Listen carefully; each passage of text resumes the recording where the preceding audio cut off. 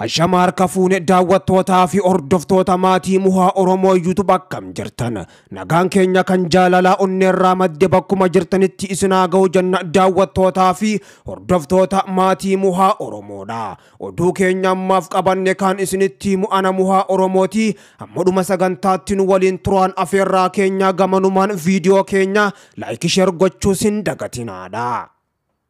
Birgeediin waraana bilisummaa Oromoo giddu gala Shaggar marii haala yeroo irratti torbaanotaaf mari'achaa tureen injifannoon goolabee lolaaf diinatti bobbee jiraachuu beeksisee jira. Waraanni bilisummaa Oromoo woboon giddu gala Shaggar bakkoota garagaraatti erga mariirra ture. Marii isaa immoo injifannoon goolabee diinaa fi lolatti bobbee akka jiru kan beeksise. Godinoota addaa Finfinnee hedduttis duula guddaa gaggeessuuf akka jirutu himamee jira. Waraanni bilisummaa Oromootii fi waraanni mootummaadha guutuu Oromiyaa keessatti wal haleelaa kan jiran. Woboon ammoo gama isaatiin injifannoo gurguddoo argachaa jiraachuu kan beeksise. Imala isaa yeroo ammaan tanaa jalqabe kanaanis guutumatti humnoota waraana mootummaa Abiyyi Ahmad jiddu galeessa keessaa buqqisuuf akka jiru kan beeksise. Waraanni bilisummaa Oromoo woboon kibba dabalatee gama kaaniin lixaa fi jiddu galeessatti mariisa gaggeeffachaa turu kan beeksise.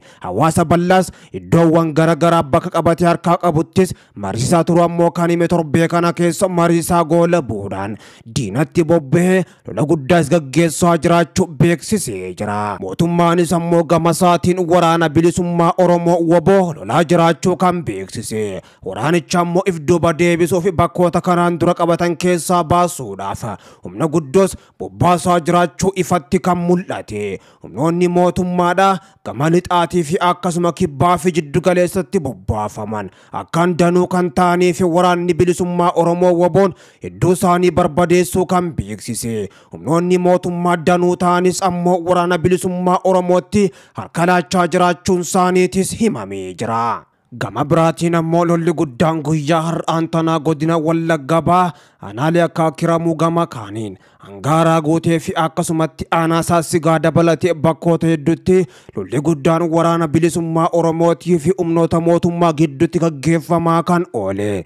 Waraanni bilisummaa Oromoo woboon humnoota mootummaa Abiyyi Ahmad kumaatamaan lakkaa'aman barbadeessee hojiin ala godhee jiraachuu beeksisee jira. Godina Wallagga Bahaa aanaalee akka Kiramuu fi kanneen biroo keessattis ammoo humni addaa naannoo Amaaraa lolaa akka ture kan himame. Waraanni bilisummaa Oromoo woboon humnoota mootummaan Abiyyi Ahmad humnoota golooti jechuudhaan Oromiyaatti bobbaase kana haleeluudhaan injifannoo guddoo argatee jiraachuu beeksisee jira. Woboon guyyaa har'aan tanaa godina Wallagga Bahaa aanaa Saasigaatti ajajoota waraanaa hedduu dabalatee miseensota waraanaa barbadeessuun injifannoo guddoo gonfatee akka jiru kan beeksise.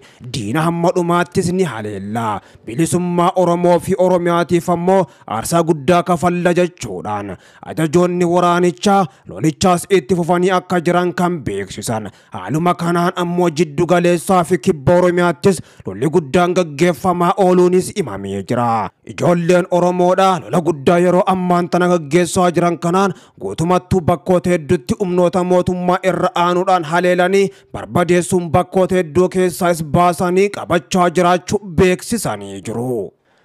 Kantiibaan magaalaa Finfinnee Aadde Adaanech Abbabee magaalaa Finfinnee humnaan aangoo qabachuudhaaf jecha finxaaleeyyiidhaan sochiin taasifamaa jiraachuu himanii jiru. Aadde Adaanech kana kan jedhan ammoo gabaasa raawwii hojii bulchiinsa isaanii miseensota mana maree magaalattiif dhiyeessan irratti hoggaatu. Humnaan aangoo qabachuudhaaf naannolee tokko tokkorraa gara Finfinnee godaansi taasifamaa jira jedhan Aadde Adaanech. Aadde Adaanech Abbabee sochii kanaan mootummaa ummataan filame aangoo irraa buusuudhaaf magaalatitti yeroo ammaan tana sochiin guddaan taasifamaa jiraachuu kan himatan.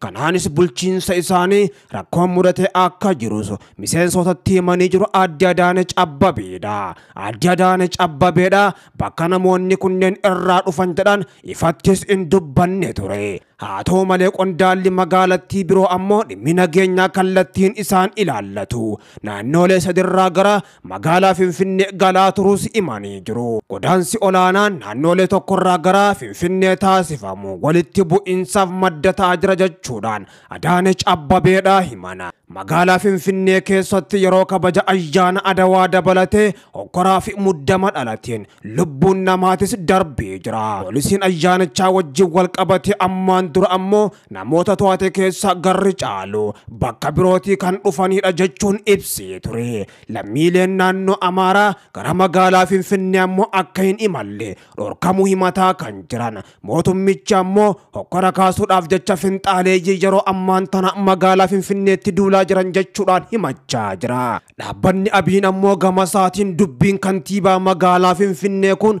ilaalcha kamiinuu kan fudhatama hin qabne waamicha akka addunyaatti jechuudhaan balaaleeffatee jira. Mirga bilisummaan olii gassossoonii dalaguu fi jiraachuu heera biyyattiinis ta'u seerota kan biyyattiin mallatteessitiin kan kabajame ta'uu ibsee jira. Dubbii kantiibaa magaalattii Aadde Adaanechis paartiin Abiin kun mormee jira. Dhaabbanni Abiin waggoota muraasaan dura ammoo keessumaa sabboonummaa Amaaraa bu'uura godhachuudhaan kan hundaa'e hoggaatu. Aadde Adaanech gabaasa isaaniin ammoo hojiiwwan bulchiinsa isaanii dameewwan garaagaraa irrattis dalagamaa akka ture kan ibsan hoggaatu. Yeroo ammaan tanaaf finxaaleeyyiin magaalattii dhuunfachuudhaaf duula gaggeessaa akka jiran Aadde Adaanech Abbabee ifatti dubbatanii jiru. Kunis ammoo duulli guddaan godhamaa kan jiru naannoo Amaaraarraa gara kaabaarraa guutumatti akka ta'e kan beeksisan. Magaalattii bakkoota garaagaraatti hokkora guddaa uumuudhaaf jecha socho'aa jiran mootummaa ummataan filame aangoorraa humnaan buusuudhaaf socho'aa jiran jechuudhaan biltsiginnaan himachaa kan jirtu. Muddamni guddaan yeroo ammaan tana biltsiginnaa damee Amaaraa fi Oromiyaa gidduuttis waan uumamaa jiru fakkaata. Uumamuun sammuu ifatti mul'achaa kan jiru Aadde Adaanech Abbabeedha. Finxaaleeyyii warra Amaaraa balaaleeffachuudha. Magaalattii yeroo ammaan tana harka isaaniitii akka baatuuf qaamoleen garaagaraa hokkora qindeessaa akka jiranii fi kan ammoo mootummaan ifatti dura dhaabbachuu akka qabanis dubbatanii jiru. Waraanni bilisummaa Oromoo WBOn godina Arsii Bahaa Aanaa Martii keessatti waraana mootummaa haleeluun du'aa fi madoon adabee jiraachuu beeksise. Waraanni bilisummaa Oromoo humni furgaatuun zoonii Kibba Bahaa fi Baashaggar kutaa waraana Lagaa Waashii fi Buttaayyaayyii waliin ta'uudhaan godina Arsii Bahaa Aanaa Martiitti waraana mootummaa dursee marsuudhaan haleellaa jabduu irratti raawwateen konkolaataa ja'a waraana irra jiru. Ajajaa dhibbaa waraana biltsiginnaa maqaansaa Dammisee Darcoo jedhamuu fi Tikaanaa Martii Abdii Abdurumaa waliin hedduu isaanii daaraa botora godhee jiraachuu WBOn beeksisee jira. Waraanni bilisummaa Oromoo WBOn lola kana boodaas ittuma fufuudhaan guyyuma kana godina Arsii Bahaa Aanaa Martii bakka addaa Leemusaa jedhamtutti humni furgaatu waloo zoonii Kibba Bahaa fi Baashaggar Cibraan Laga Awaash Buttaan Yaayyii fi Cibraan hambaa Aanoolee Buttaan Leenjisoo Diigaa waliin ta'uudhaan lola guddaa gaggeessaniin waraana mootummaa Abiyyi Ahmad 130 ol ajjeesuudhaan 80 ol madoo taasisanii jiraachuu WBOn himee jira. WBOn tarkaanfii boonsaa waraanaa weerartuu PPT jedhuun kanarratti fudhateen qawwee keemmii Turkii danuu hidhannoo guutuu waliin rasaasa danuu fi bombii hedduu dugda diinaarraa hiikuudhaan mooraa qabsoo bilisummaa Oromootiif galii taasisee jiraachuu kan beeksise.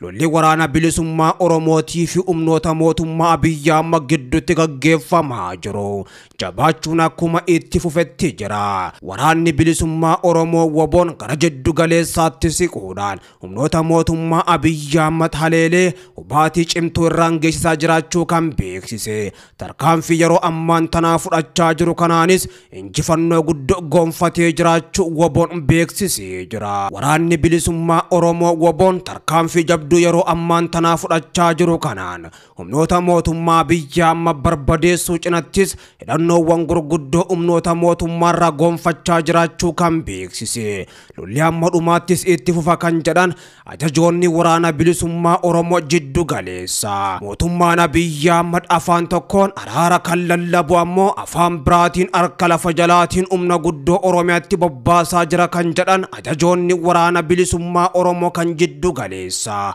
Humnoota mootummaan Abiyyi Ahmad Oromiyaatti bobbaasee Oromiyaadhaan weeraruudhaaf murteeffate kana ammoo waraanni bilisummaa Oromoo WBOn dura dhaabbatee qolachaa jira kan jedhan.